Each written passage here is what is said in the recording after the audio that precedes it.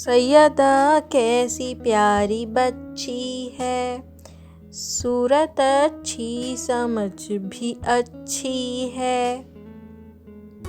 ज़रा देखो तो इसकी सूरत को, सच्ची चीनी के जैसी मूरत को।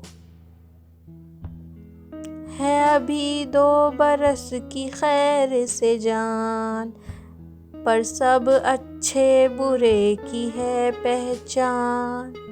वो किसी बात पर मचलती नहीं, अपनी आदत कभी बदलती नहीं।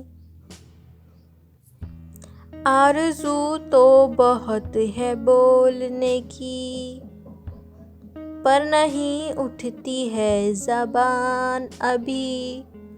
नहीं मुँह से निकलते पूरे बोल, बोलती है सदा अधूरे बोल। नए आते हैं घर में जब मेहमान, देख देख उनको होती है खुंदा।